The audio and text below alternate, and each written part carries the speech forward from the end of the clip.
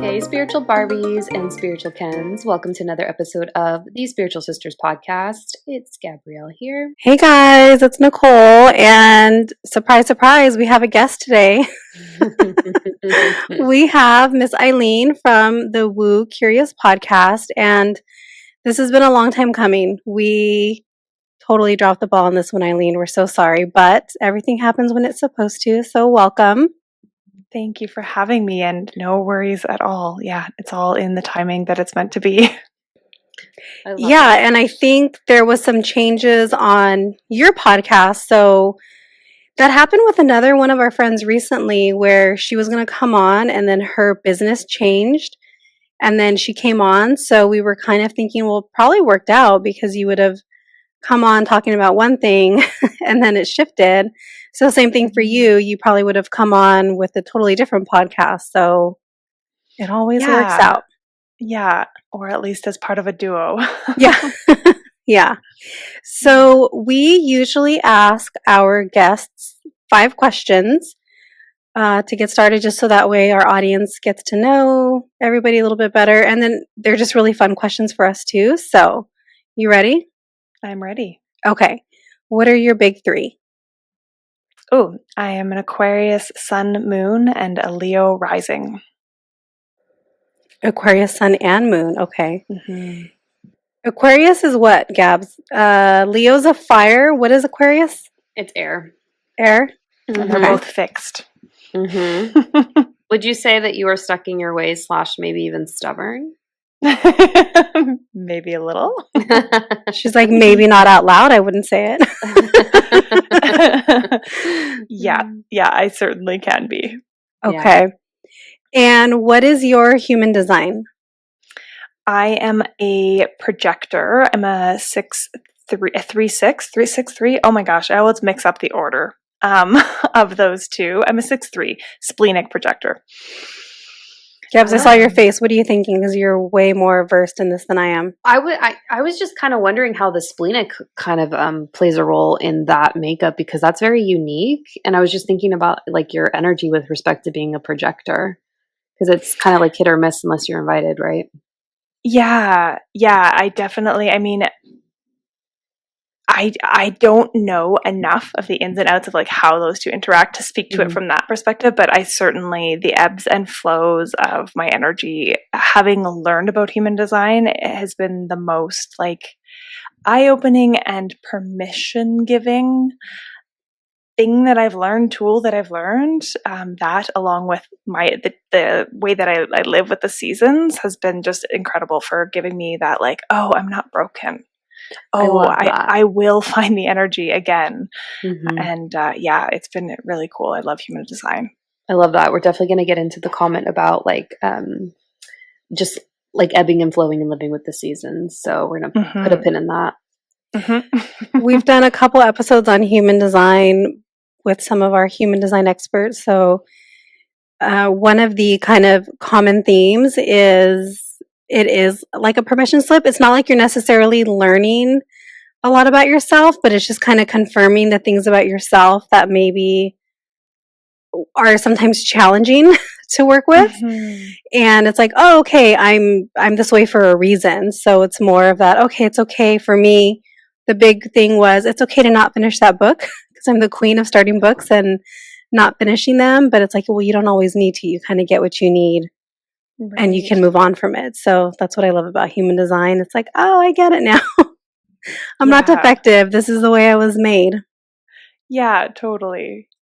And then what are some of your go-to either podcasts right now or like audiobooks, documentaries, anything like that? My go-to podcast, I listen really only to 2 regularly, despite being a podcaster. On Being with Krista Tippett is my number 1 all time. It used to be a radio show actually, and now it's gone private and is through the Fetzer Institute, which is providing spiritual solutions to the world's most pressing problems, I think is their little tagline. But she has conversations with amazing people, from politicians to actors to the poet laureate of the United States was on there recently, and just really, really deep, meaningful conversations based in spirituality. And then the other one is Chani, the Chani weekly horoscope astrology podcast. And book wise, I'm constantly reading or listening to something, and I like a mix. I'm usually reading or listening to something personal development or growth, and then some really lovely fantasy or something escapey in the realm of fiction. Yeah, sometimes you have to throw those in there. One of our podcast friends, so on Saturday morning, I always have a bunch of books next to my nightstand or on my nightstand next to my bed. And I have, oh my gosh, why is it? The Biology of Belief? Mm. Oh my God, why am I forgetting the names right now? Gabby, who was the author? Bruce Lipton. I've heard so many references. That's my third reference to Bruce Lipton in the last week. That's wild. Okay, so I have his book and I've been wanting to read it, and it's there so that I do read it. And on Saturday morning, I woke up and I was like, I don't have a lot to do this weekend. Maybe I'll read it. Our friend Kelly from Curiosity Killed the K's sent me a picture that day, and she was at one of his lectures and she took a selfie with him. And he looked like just so fun. He looked like such a vibe. And she said he totally was. And I was like, okay, I need to start reading this book, because that was like my sign. I thought it this morning. She sent it to me. So have I started? No, but I will. I've just added it to my list, which is 200 plus books long yeah. to read. Yeah, it's a problem. It's an investment. Some people like to buy wine. I like to buy books. So yeah, definitely. And let's see, if you could work with anyone, living or no longer living, providing whatever service it is that you do deliver, just kind of like your favorite offering, who would it be? Taylor Swift. She's the most popular answer on our show. Is she? Oh, she really is. Yeah. This actually came into my mind in the shower like a couple of years ago. I was listening to the lyrics and being like, I could help you. I really think I could help you. Hey, but now she has Travis Kelce. Like, maybe she doesn't need as much help anymore. He seems to be great, and he's hot. So yeah, we're here's hoping. And mostly it's just that relatableness. And as I was learning how to be a coach, I'm like, hearing the things that you're like, there's other ways to frame this or other ways to approach this that could be helpful. And of course, right now she's the center of everything. So she is. Yeah, it's my little Okay, we should start taking a poll. We should have like a Google document with a poll and plugging in the names and see who comes up. Like 2024, yeah. Brianna, get on that. Our end of year review, Nicole. Most popular featured guests of interest or, client of interest when we do a recap. Okay, and final question. If you could go to any concert for any artist, living or no longer living, who would it be? That's going to be the same answer right now, because I am fully manifesting or attempting to manifest tickets to go see Taylor at the Eras Tour. My sister flew to Paris for 2 nights to go see her because it was cheaper than just seeing her here in Canada. I was literally just going to tell you that I heard that last week, that somebody left California to go to Europe to go see Taylor Swift because it was cheaper to fly to Europe and see her in concert than it was to buy tickets here. Yeah. And you get a full Euro trip. Right? It's a vacation to boot. I mean, she only went for 2 nights because it was really last minute, but still a bit ridiculous. That would be, and then, I mean, if it weren't for this current situation, the Beatles would be another one that's like right up there for sure. Though my mom said she went to one of their concerts and she couldn't hear because the crowd was screaming so loud and the technology was not the same back then. She's like, I couldn't hear like any of the concert. Just what screaming a bummer. girls. Yeah. Okay. Well, thank you for playing our game. Yeah, thank you. That was fun. So, Eileen, please tell us a little bit about how you got into the work that you do now, and we'll just segue from there. Yeah, sounds good.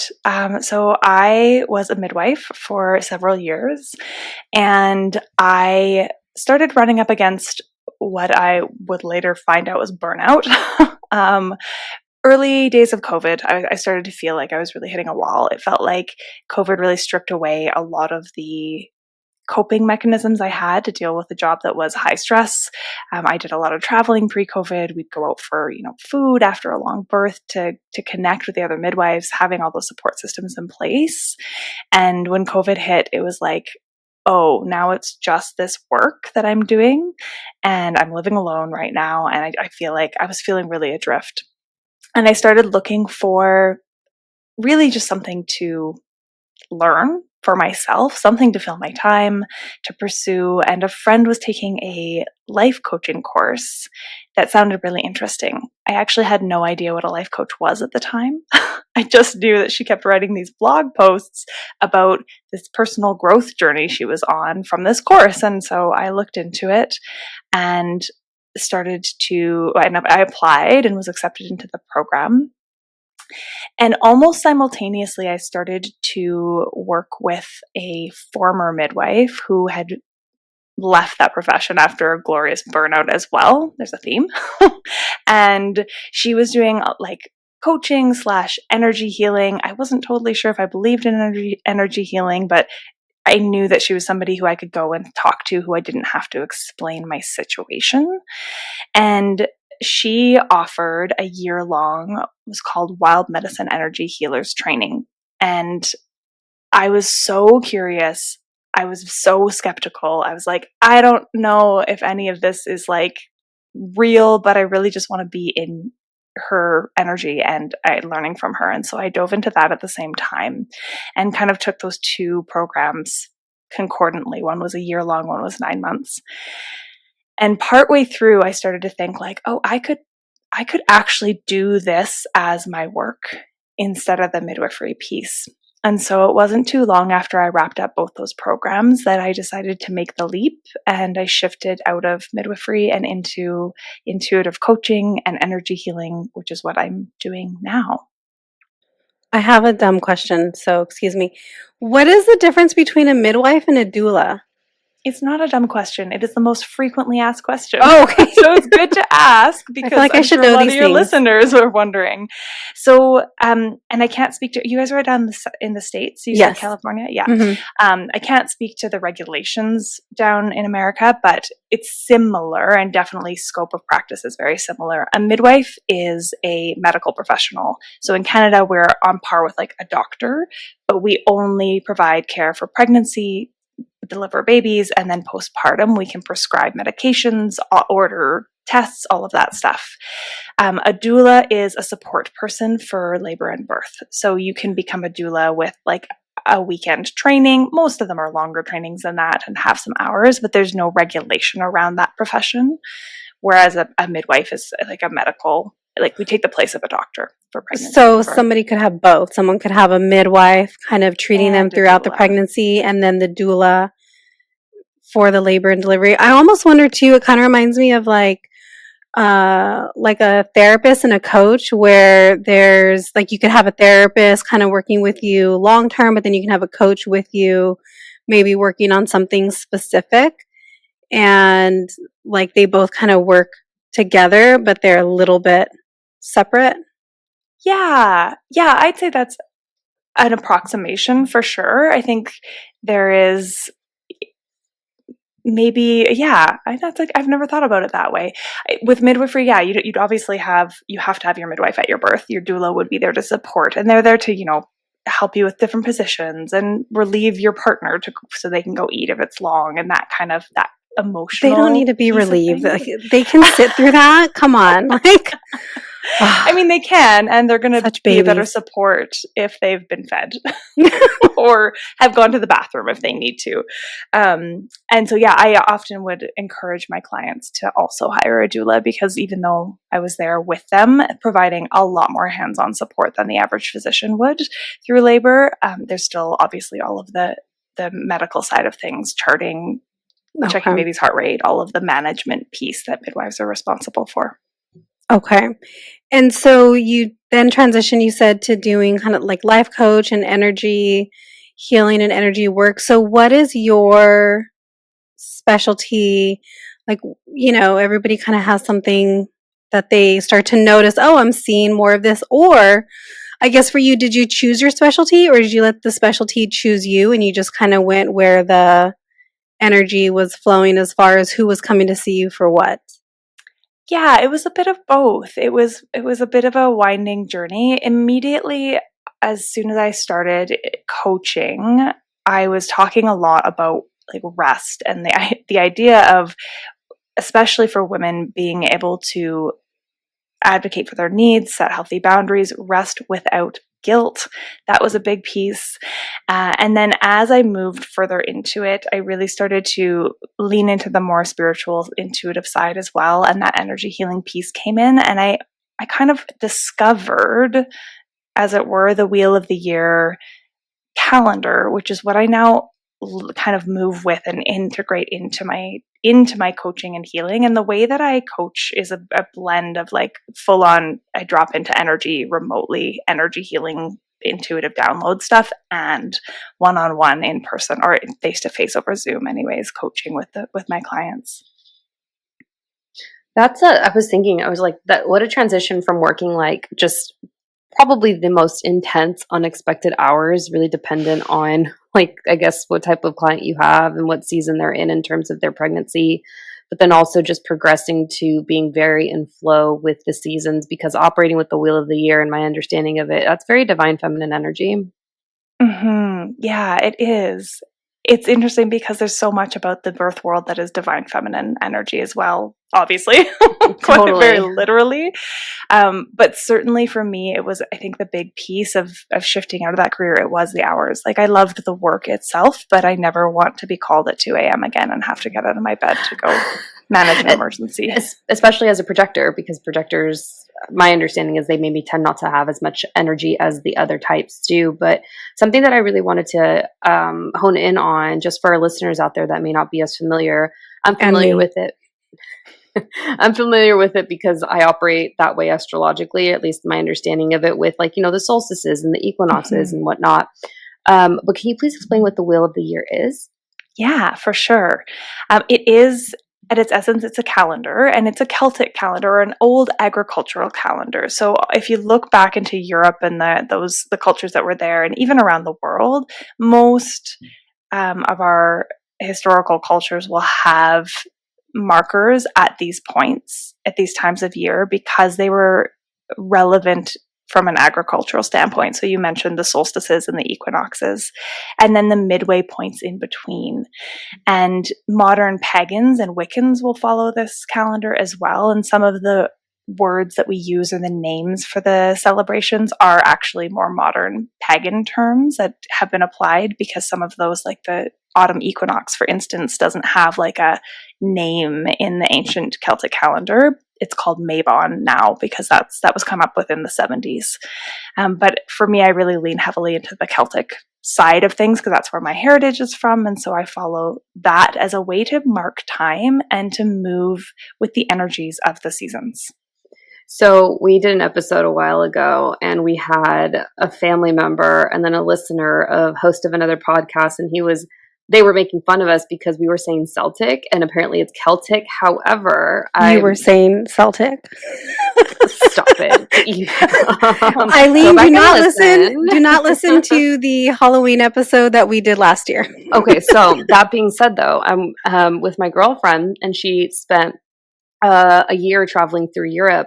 And she's like, Gab, actually, I don't know that it is Celtic. I could be Celtic because guess what? In Europe, they say both. So I was like, okay, then. I'm not surprised. It's one of those words where probably depending on, the pronunciations in the language that it came down through, it's got more than one way of Shout out to the said. haters. Yeah. In our defense, it's the Boston Celtics. So okay. That's what. As soon as you said Celtic, I was like, oh, there's like a football team or something that's called that, right? Yeah, basketball. Yeah, so basketball that's what we what we know. Mm-hmm. But apparently, we were wrong. So when you said Celtic, I started laughing because we did a whole episode on Samhain, which is actually pronounced Samhain. Wait, is that a legit old age word, or is that more modern? That renamed one's word. legit. Oh, That was that's an legit, old yeah. Celtic world, as is the one that's coming up on August 1st, which is Lunasa. Mhm. And that's spelled Lughnnasadh. No. So we did a spelling bee on that episode, and I got them all wrong, and I was like, this is dumb. Oh no. So hard. None of this makes any sense. And just for the record, like, we're not dumb girls. Like, we have like No. advanced graduate degrees. I mean, it's but, like, we're a little questionable. dumb sometimes. But did you study Celtic spelling? Because seriously, there's multiple ways to spell them all. Totally. And you know what's dumb though? We have like Celtic origins. Our guides are of that origin. So it's like, well, I don't want to appropriate even on a spiritual level, but I feel like I should be educated about this. Appropriation. So dumb. Oh dear. Spelling's hard. I've seen like 4 different ways to spell Beltane too. Like they all have multiple spellings. Yeah. So the way that I'm interpreting it, and please correct me if I'm wrong, and I would love for you to speak to this, is so very much in alignment with the change and the ebbs and flows of seasons and how they build up on each other, and supporting, I would assume, primarily female clients in their evolution, and I suppose reconnecting to their divine feminine as well. Yeah, it feels like the actual ceremonies where the wheel comes in is like these supportive marker points, these touch points to come back and assess where you're at. And those are open to, like, anybody can join my ceremonies. All of my private clients get an automatic invitation to those. I very much am working with my clients to like re-empower them, to tap into and reconnect with that divine feminine power that exists, to remember that they are worthy without having to be productive, to find the magic and the joy and the pauses in the moments, and really reclaim like a sense of connection to themselves. I often say, coming home to your body and the earth. I was looking to try to take notes right now, and I can't find a piece of paper, so I just need to ask it. What would be a sign that maybe somebody isn't as connected to their divine feminine, aside from like the example you gave right now of like not needing to be so productive in order to, which is totally, I think, our issue. We have issues with that. We like constantly need to be productive, and I'm a Manny Gen, so I'm always going and doing. But what might be a sign for someone who maybe isn't sure or isn't as familiar with the terms of like masculine and feminine and just knowing what each of those involves? I wanted to add to that too, because Nicole, I was watching for her facial cues and I was like, oh, she picked up on it as well, because it's true. Both her and I do struggle with just the productivity. For me, I definitely associate, and I didn't realize this until the last couple of years, I associated my productivity, at least in my workspace, with my self-worth. And so you spoke to that, and I would love to count that part to the question that Nicole just asked. Yeah, for sure. I think those are both really great questions. I'm just jotting them so I don't lose the plot as well. And examples would be fantastic. Yeah. So I think it's really important that you touched on that and that you spoke to that sense of productivity being tied up with self-worth. Our world, and often I'd like to caveat this by saying, when we talk about divine feminine energy rising or reconnecting with it, we're not doing so at the exclusion of the masculine, but we've been living in a very hyper masculine, and again, this is not like a sexual binary, as you mentioned, it's energetic binaries, a hyper masculine energetic world, and the masculine is productivity, it's visible, it's focus, it's analytical, and it's scientific and rational. And these are all traits that have been really highly prized by our culture for a long time. And capitalism, absolutely needs us to continue to believe that that's where our worth derives, or it falls apart. And so the feminine, and how you're not in it, is if you struggle to slow down and rest without feeling guilty about it, if you struggle to hear or trust your intuition, and I'm guilty of all of this too, it's why I'm doing the work. I am teaching what I need, and living just a few steps ahead of my clients. it's not that there's no production in the feminine. Like we think about creativity is a very feminine aspect or essence, and like the female body literally creates other entire beings in the right scenarios. And so there is this really beautiful creative aspect to the feminine, but it's less loud, it's less in the brain, it's more in the body. It's listening, like being able to hear those little signs that our bodies give us when we're out of alignment or when we are doing too much before we hit that wall or before they have to yell at us. Again, there's often a comparison to the feminine as being weak, and I think that's a disservice to the feminine. It's gentle and soft, and can I swear on this podcast? And fucking strong. Like anyone who has witnessed or birthed a child will know how powerful the feminine is.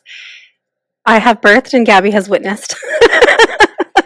I will never forget. She's like, "Don't look," and I was like, "Oh, it's late." She was there. Something just occurred to me right now, and it seems like kind of a duh type of occurrence. But so for us, we really struggle to slow down, to not be productive, and to be in our feminine. It never really occurred to me, though, how difficult that might be for a lot of men. And I'm just gonna use men and women and masculine and feminine, especially those very like hardworking men. Like I'm thinking very kind of like blue collar kind of man too, who is using his body, and it might be like just as difficult, probably, I mean, more difficult, I would think, for him to be able to tap into his feminine in just the act of slowing down in that way. Mm-hmm. Yeah. Why are you making those faces, Gabby? Because I have an example for you that we're going to talk about off recording session, and you'll be like, "Oh yeah, you can already guess." So perfect. Yeah, it certainly is. I know, and we've got research to support it, that this hyper masculine, energetic world that we're living in, it hurts the men just as much as it hurts us. It's just in very different ways. Yeah. It's so hard for us, and we're women. We're supposed to be, feminine and flowy, and then I don't know. My husband, I think, has a really good balance of his masculine and feminine. He will grind and do and go, go, go, but he also has no problem coming home and relaxing. And it drives me so crazy sometimes because I don't know how to stop, right? So I'm doing laundry and I'm cleaning and I'm doing dishes, and I'm like, I want to sit down too. But it's like, why do I need to do all these things? And he's always kind of told me, like, but these things don't need to be done right now. It's fine. Like, come and sit with me, come and relax with me. And I don't know how to. Mm-hmm. That is such a common thing that I hear from my clients, from friends, my own self. I still struggle if my partner, I usually cook dinner and he'll clean, and I really, really struggle to just let him clean up without me being there.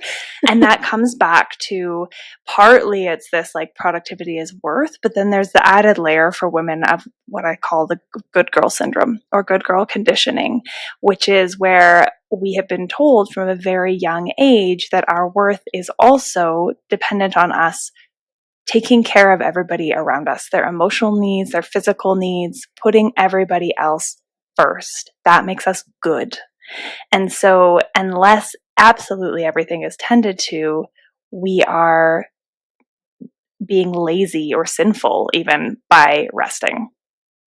And add that extra layer of having to take care of kids if you're a mom, and oh my gosh, it's just so exhausting. Like it's so overstimulating without even needing to do anything. Sometimes I get so overstimulated because in 5 minutes I've heard mommy, 20 times, and I'm not doing much, but it's just like, oh my gosh.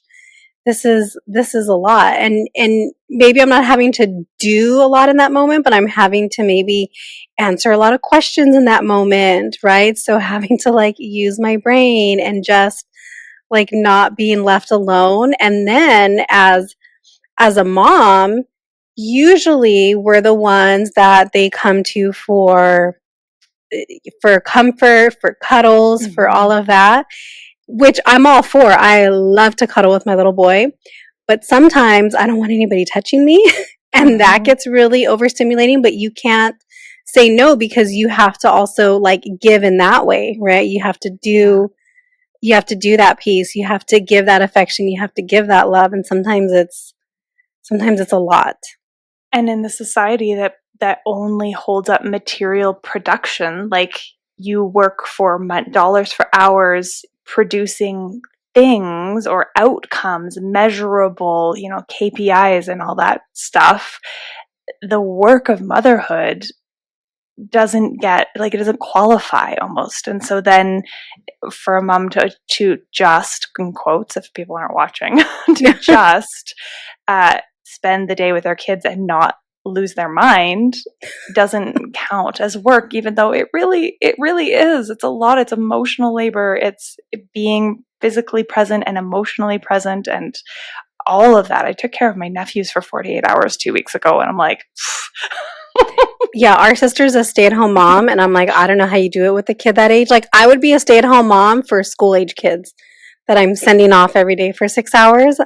I can't be a stay-at-home mom the way she can, 24 hours a day with a toddler, with a very active toddler who's just learning how to walk and wanting to run all the time. Like, there's no way. It's a lot. I have 3 points I want to make, so I hope I can remember them. The first one's more just a comment. So I can't wait for the patriarchy to take a shit. And it's kind of already in that process if we're looking at world events. It's going to take some time because it takes time on the 3D realm. The second thing, and this is probably my own shit, and it's definitely something that's coming up in like my space because I'm dating, Nicole's married, of the three of us, both are happily married with children, and I'm in like the space of dating as a spiritual woman. But something that I found to have triggered me, and it's probably like just my grind, but also like has to be ancestral, has to be cultural to an extent. But I get really triggered by men that are more in their feminine, especially being a woman that's operating from more of a masculine standpoint. So I would love to like dive deeper, just to like ask what your thoughts are on that, because for me, I'm like, lazy men are, I don't know. It's just like I don't want to have to carry the weight in that way, I suppose, if that's But are they really lazy? Or are they just being perceived as lazy because maybe they're not doing as much as we want them to do or as much as us, even though we overdo? I think it's also an exposure thing when you have men that very much operate as the protector, the alpha, those that know how to work, that set the standard for what it is to be at least a traditional, man in his masculine, in a well-balanced masculine. So I think there's a lot of that coming in just because our father is a very hardworking man. So I'm looking at it from that standpoint. And then we'll touch on that. Then the second part of this was the third part I wanted to make. I would love to speak to just examples as to how we can come back and work with the wheel of the year, using rituals to just strengthen and enhance our connection to the divine feminine. Ooh, I love that. Yeah. I think was a lot. That's okay. The first one really was just a point. The second one is an interesting one because I'm curious what you mean, or what pieces of a man being in their feminine is the triggering piece. So we'll just go into examples, why not? Yeah. So the men that I've attracted, they're a little bit softer, and it's because I'm more in my masculine space, in which we'll take it back a couple of years, very much making six figures, like on the way to being a director level before, 34, 35.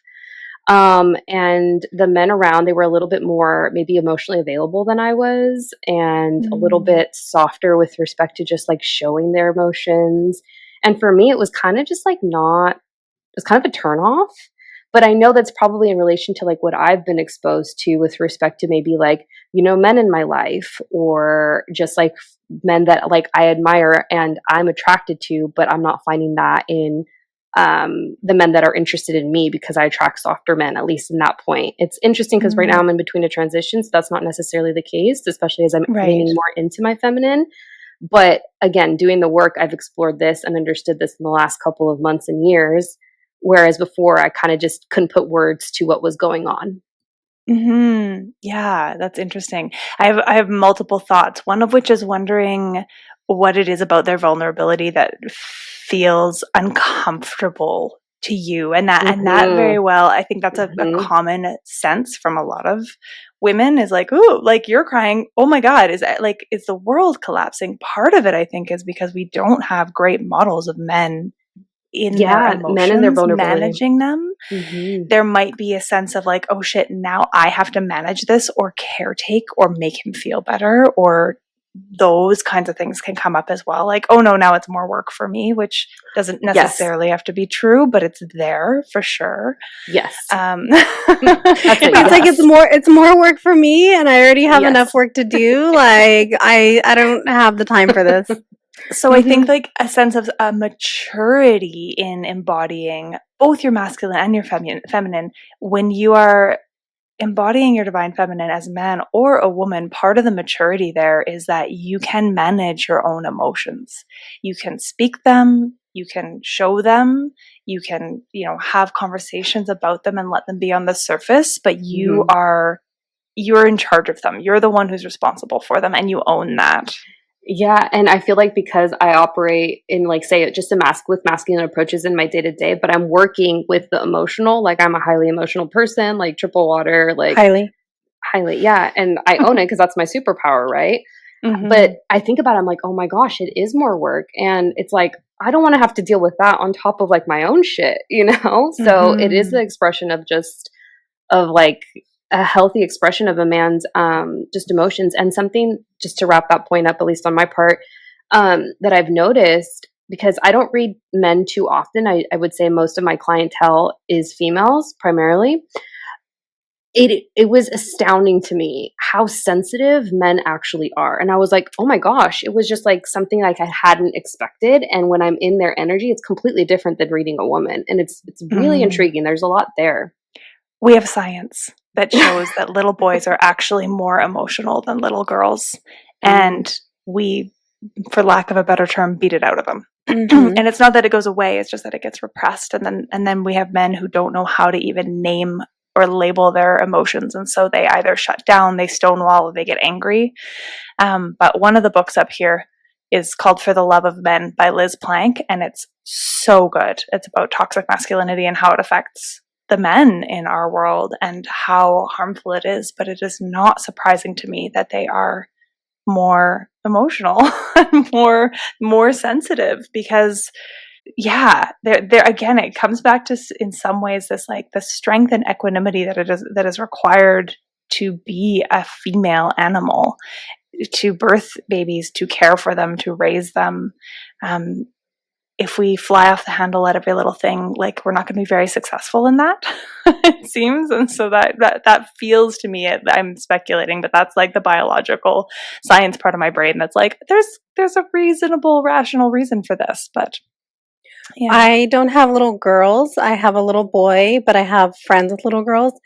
And it seems like, and in the best way possible, that the little girls are such savages and that they're not as emotional as maybe my little boy is. And my little boy is also a Scorpio.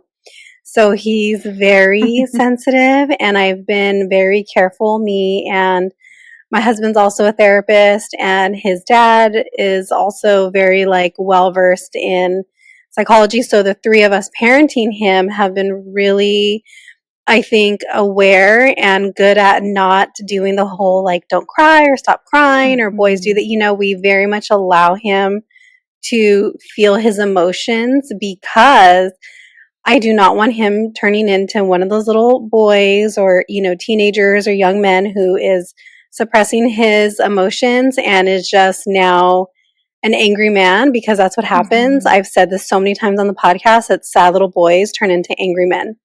And I do not want that happening at all. But I think you're right, where the boys are probably so much more sensitive than the girls, but it doesn't get expressed in that way because they are told that they can't do that or they have to. Yeah, it's not culturally acceptable, whereas the girls Especially get not to in our express all their culture. emotions. Yeah. No. Yeah. It's actually like kind of seen as a weakness in our culture. Oh, for sure. Big time. Yeah. Unfortunately, devastatingly in so many cases. We could do a whole podcast episode on this. We sure could. Toxic masculinity. But you did ask a question about bringing ritual in and the wheel of the year in terms of how to incorporate that and bring in that divine feminine. To me, I talk a lot about cyclical living, which is, I used to call myself a cyclical living guide, and nobody could get the word out on podcasts. So I was like, you know what? I'm going to call myself a witch instead. It'll be easier to say and provoke more discussion. But there's so many beautiful cycles of energy that happen in our world. And the biggest, well, not the biggest one, but the kind of, the one that I look at the most is that seasonal energetic shift.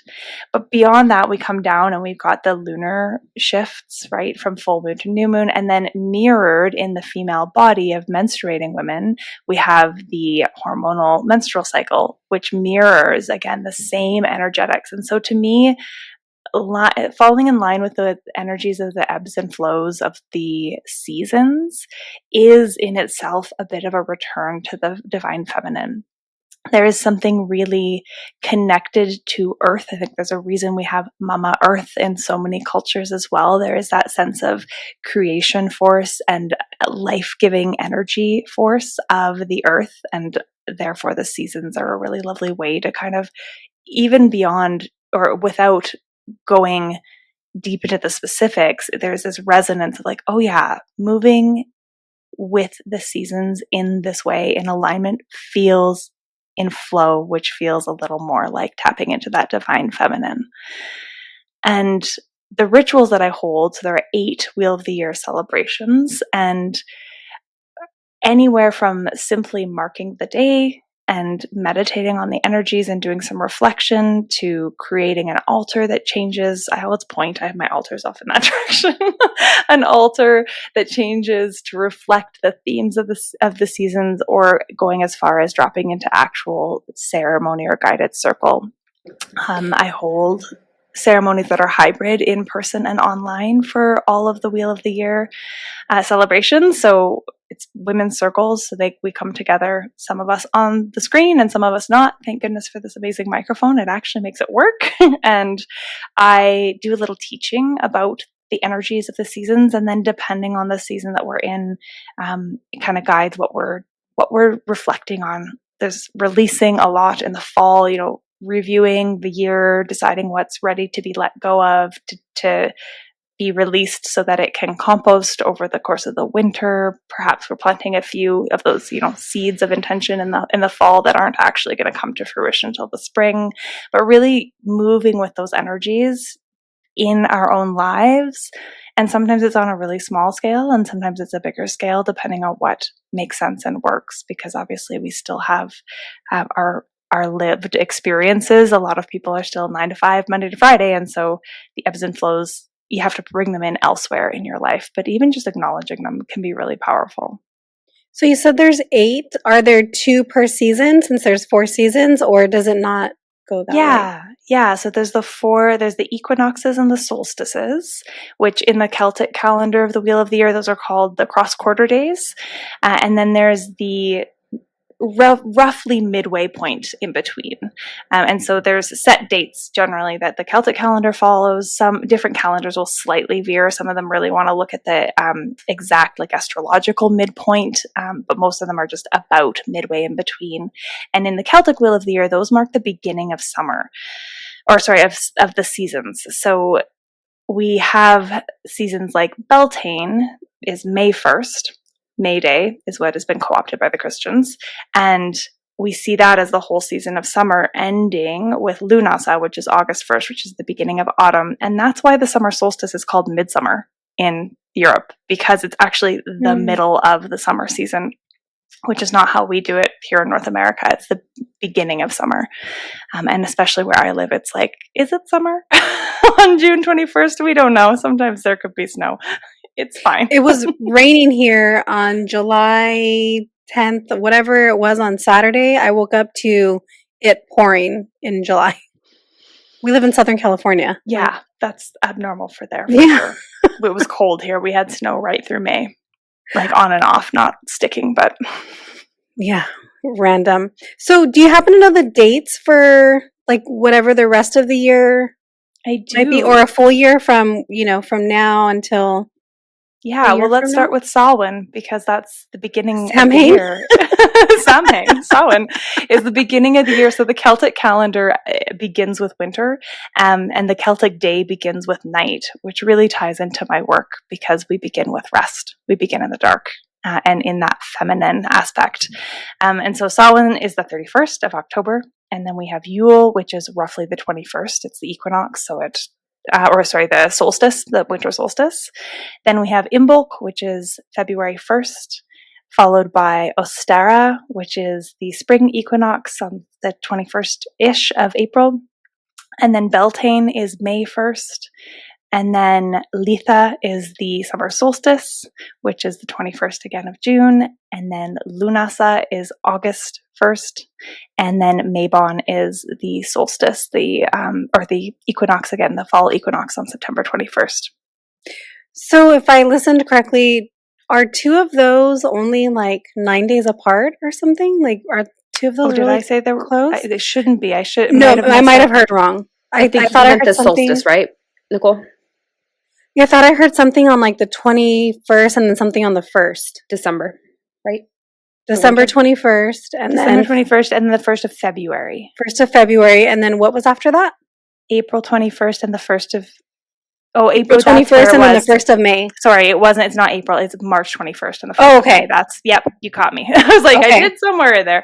Not looking at You're a calendar. Yes, March 21st. Okay, because I was like, man, that's not a lot of time. So then in my mind, I was like, oh, I totally don't understand this. No, you understood. Definitely. Thanks for catching that. Okay. So, sorry, go ahead, Nicole. No, okay. So, sorry. It was, Yule. When you said Yule, I was like, Yuletide. And so that's December. Exactly. December. Exactly. Okay. February. God, I think Ostara mirrors Easter, right? It comes a little bit earlier than Easter these days, but that's what a lot of our Christian traditions and celebrations are pulled from these much more ancient pagan traditions. So Ostara and Easter, May 1st being May Day is Beltane. Lunasa is also called Lammas, and you might recognize the term Lammas bread, breaking the Lammas bread. Mm. There's a whole bunch of those. So you said someone could just kind of mark the date and then, excuse me, someone could mark the date and then do something like meditation on the day. I always offer a little like 3-question journaling prompts around the theme that I'll offer for people to drop into just a little bit of meditation, sit with the energies. There's also, everyone lends itself to different crafts or fare, like things that you could do to honor it. Going out into nature is always a great way to honor these seasonal festivals, to really tap into that energy. Having gatherings with friends, bonfires, the Celts really love bonfires, so like light a fire and you're celebrating in Celtic fashion. And depending on which Wheel of the Year celebration it is, the energies are different, and so the types of activities that they lend themselves to might be a little bit different, or the types of reflections. I'll let Gabby ask her question, but do you also do moon rituals also? Because like new moon or full moon, I've never been really big into rituals. I know some people are really big on, okay, it's the new moon, you have to do this. On the full moon, you have to do that. Do you also do that in addition to the Wheel of Life? Or because that seems like it would be a lot. Attention, and I might like do a little extra journaling on a new moon, or have a bath on a full moon. Some of the lunations I feel like they're more impactful for me than others, and so I'll purposefully work with them. I don't hold like ceremony for my clients or any, that would be a lot to organize for myself. 8 a year is plenty to organize and have people in my home and prepping those ceremonies. But it is more of a like, I'm aware of it. And so I might be like, oh yeah, I'm probably not going to sleep as much the next 3 days because it's the full moon and now I know why and I won't be fighting against it more than like dropping in. So with this, the wheel of the year, that's also referred to as the witch's wheel, right? Yeah, I'm pretty sure that's a term for it. I'm not a practicing Wiccan. I call myself a witch, but I don't follow like the religion of Wicca. So I don't actually know as much about it as I'm always getting questions. I'm like, I don't know. Yeah, I mean, it's a rich history if you really think about it, with the wheel of the year, the different types of religion, Celtic backgrounds, and then just how eventually it merged, paganism, and then us moving to Christianity. There's just a lot of details there. And it's really cool to just kind of see, like, to be in a modern day world, and then us getting back to the old ways in a way and just blending the two. And I am so here for it. Yeah, it feels like a remembering. It feels like a return to something that we knew was better for us as bodies, as human bodies, part of nature on this earth. Totally. So fun fact, Nicole and I are actually born on the summer solstice. We have the same day and we're exactly 9 years apart. So is there anything special that you could say about the summer solstice? And this is absolutely a selfish question. No, that's fair. I mean, summer solstice energy is like, it's ovulation energy. It's big, it's bold, it's sensual, it's bright, right? It's full moon energy. Those same mirroring energies. It's a great time to be launching things into the world, or to be arriving in the full glory of the sun. It makes sense that you're both hosting a podcast and you're in the public eye and you're being heard and you're being seen. It's also, the solstices and the equinoxes are always all about balance, and even though the scales are all the way tipped to the brightness at summer solstice, there's that remembering that to be that bright there also has to be the dark. And so there's some themes there of light, dark, balance happening as well, but really passionate, outgoing, outward facing energies. Totally. I say to some of my friends, I'm like, I'm the bringer of the light. I was born on the solstice. Don't get it twisted. Totally. It's too much. And that's straight ego. But I'm like, oh yeah, like it's the coming of the light. So that's fun. But thank you for that. Yeah. So where can people find you? So you host the Woo Curious podcast, and that's on all platforms, right? I mean, you're on Apple. Yeah, Apple, Spotify, YouTube. I think it's on, Google Podcast just kind of disappeared. It merged with YouTube, and now I have things on YouTube twice. But I think there might be one or two other platforms, but all of the platforms where you get like your usuals, Apple and Spotify, where you get your podcasts. I have the Woo Curious podcast, which is some solo episodes and a lot of interviews, and I chat about people's spiritual journeys because I'm a new spiritualist, as it were. Not too long ago that I would have been calling myself an atheist still. And then on Instagram, I hang out at I am Eileen March, and that's my business. That's my spiritual and intuitive coaching and energy healing persona or side of me.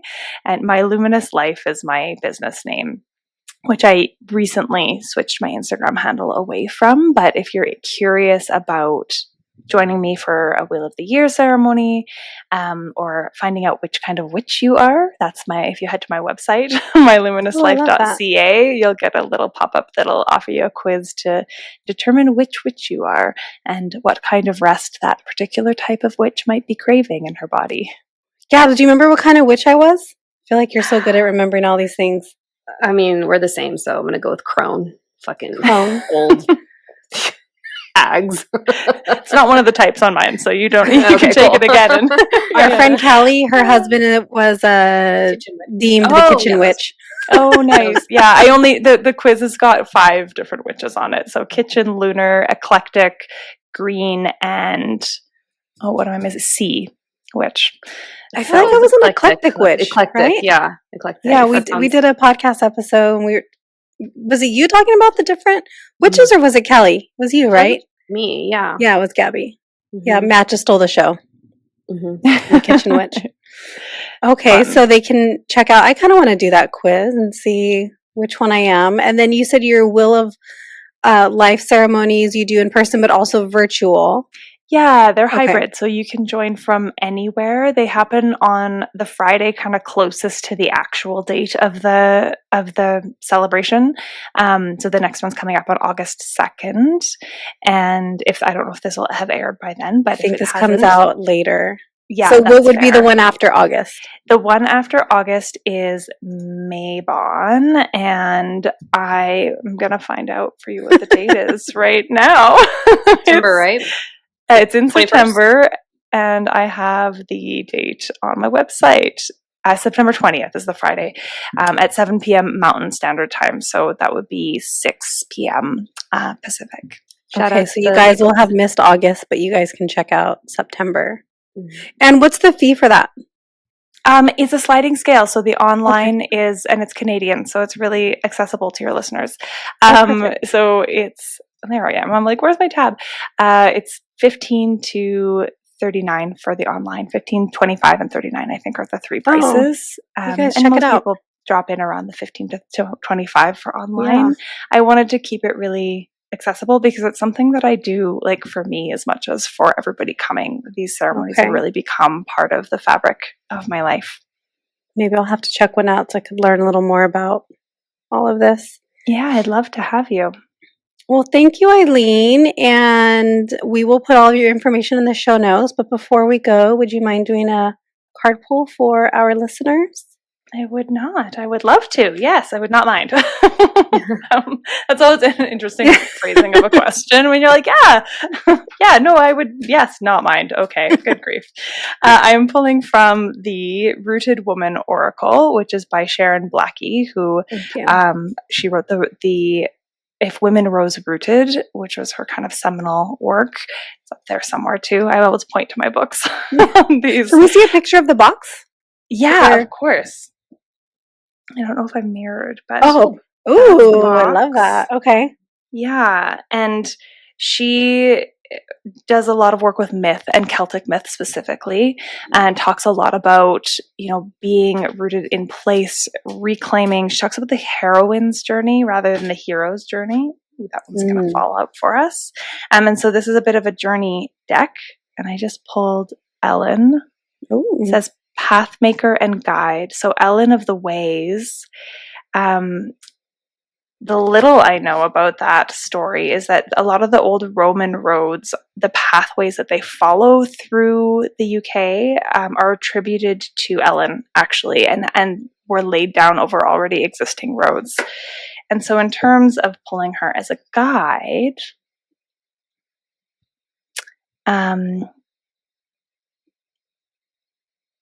she appeared to the Roman emperor in a dream and acted as a guide. So the story tells us that it was Ellen who built the so-called Roman roads which joined up for the first time the various remote regions of the land. The story firmly states that the men of Britain would have allowed the roads to be built for no one but her because she was native to the land's representative. Ellen, like so many other female characters in Celtic myth and story, is a representative of sovereignty, the goddess of the land. The building of these great connecting roads is the reason why Ellen has now come to be known as Ellen of the Ways. She can then be seen as an ally on our journey, a native goddess and guide who helps us to dream into being our own unique pathways through life. Look for her in your dreams. I love that. Mm-hmm. Thank you so much for coming on. It was a treat to just learn all the specificities about the Wheel of the Year and more, and I certainly feel like our listeners will take away just some practical tips as to how they can integrate and then further enhance their own divine feminine as well. Yeah, thank you so much for having me on. I could talk about this stuff for hours. So sorry we took so long. That's okay. You need to stop apologizing. You're good. And if you guys want to check out Eileen, check out her podcast and check her out on Instagram. And you know what, guys? Maybe let's do a Will of Life ceremony of hers together in September. Hey. That'd be lovely. I'd be delighted to have you. Yeah, I'll add it to my calendar. I'll check it out. Okay, Eileen, thank you. And we'll see you guys next time. Bye.